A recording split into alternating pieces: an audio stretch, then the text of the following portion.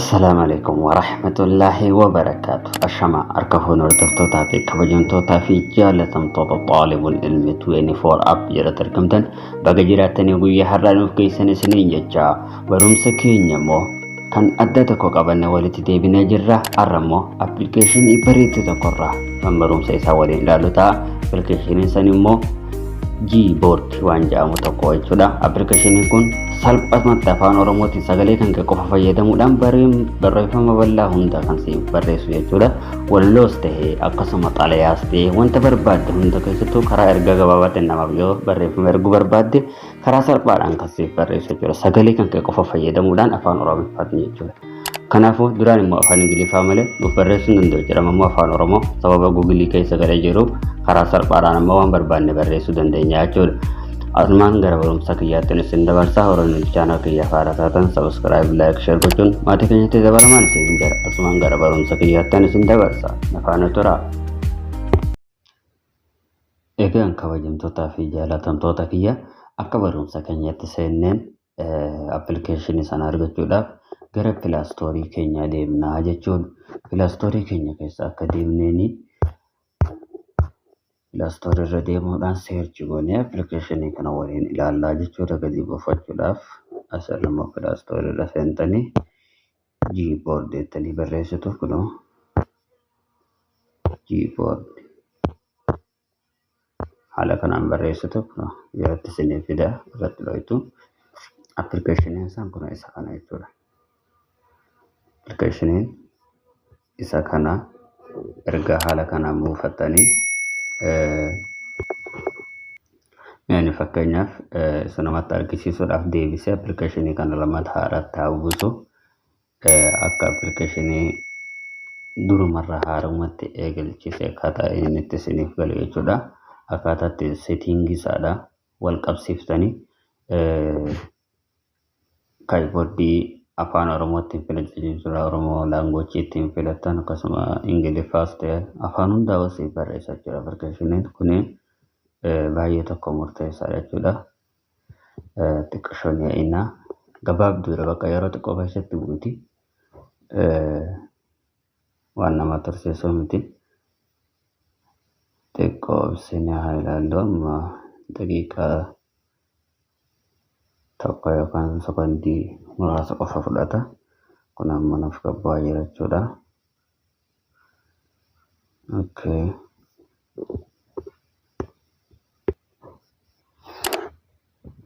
Kun appilikeeshinii kan instaalee ta'aa jira.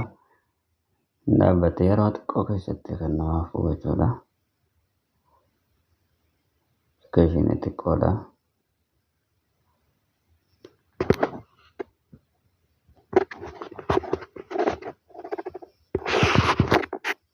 Akka appilikeeshiniin nuuf gabbu'anii open jennee haasa'inu jechuudha. Appilikeeshinii akka immoo keessa galleen haala kanaan nuuf ba'a jechuudha. Step 1 fi step 2 dha. Irra dhaqnee haasa'inu. Asirratti immoo Gboard hundaa Gboard filannaa. Asiin immoo irra cuqqaasnaa jechuudha. Seetiingii eleewwan sirreessuudhaaf kun asirratti immoo afaan oromoo irratti naaf guutamee jira jechuudha. Isin immoo yoo irratti guuttattanii jirree fi asirra immoo gadi deemuudhaan afaan ergaa kanaan keessa barbaaddee afaan oromoo gara gadi kana fayyadamu install download gootee afaan oromootiin walirra hidhachuu kan dandeessaa.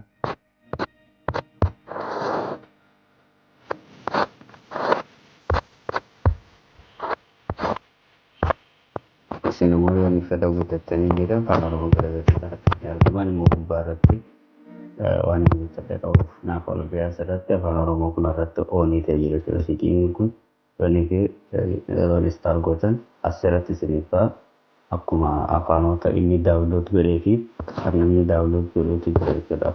Akkuma asii argitan kanneen kun afaanota appilikeeshinii daawunlood godhee jira. Afaan oromoo as keessatti argamu yeroo jalqabaatiif isin yeroo inni ilaalu jechuudha. Kanaaf ani immoo oonii godhadhee haasa'e. Okay. erga oonii godhadhee seenee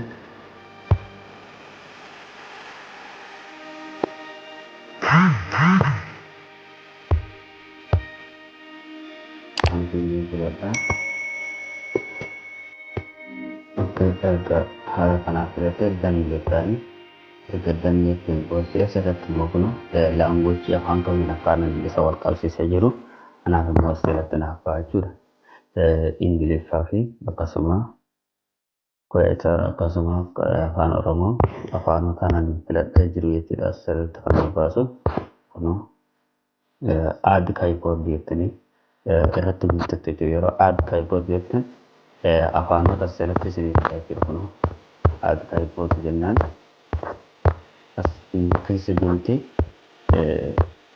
afaan rosa geetaa jedhan keessaa jechuudha.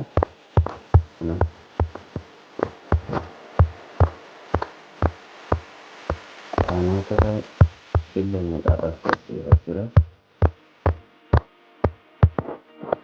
Ammaan afaan Oromoo waan filadhee jiru gara fuulduraatti waliin haa deemu. Erga haala kanaan seennee amma fakkeenyaaf namni tokko walii barreessuu barbaada haa jennu. Amma fakkeenyaaf barreeffama haa barreessanii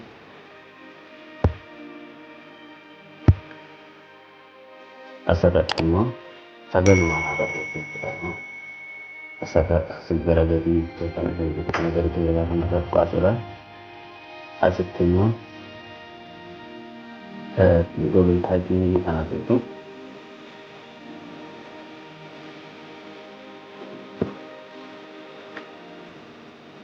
Ashama harka fuunee ajajneetu barreeffamaan sagalee fayyadamamu.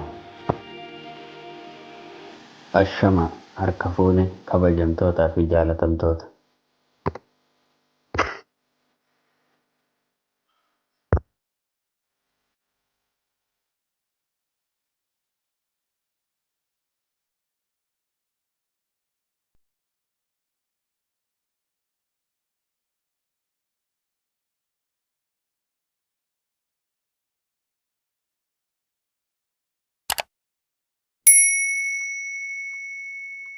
Memmalee deebinee jecha biraa tokko haa daballu asuma irratti.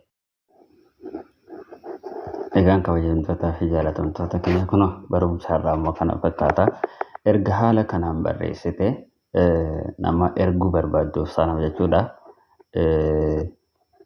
Erguu barbaaddu sanaaf asuma irra tokkodhaan akkanatti haala kanaan kooppii godhatte jechuudha. Fakkeenyaaf jechaadha. Erga haala kanaan gootee fakkeenyaaf immoo keenya keessa seennee nama tokkotti erginu jechuudha. Fakkeenyaaf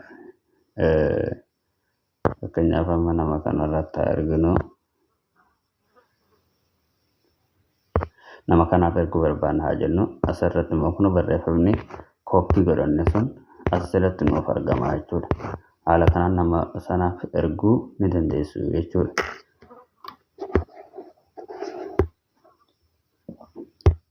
Kanaaf kabajamtootaa fi jaalatamtoota keenya barumsi keenya kan har'aa kana fakkaata. Waan qabdan yaada qabatanii fi hundaa immoo gara koomentiitiin nu barreessuun dagatanaa isin jenna. YouTube channel keenya subscribe, like, share gochuudhaan waliif qoodaa waliin gaa'ee isin jenna. Haga barumsa biraatiin walitti deebinutti nagaan of qabaadhaa fi amaanillah.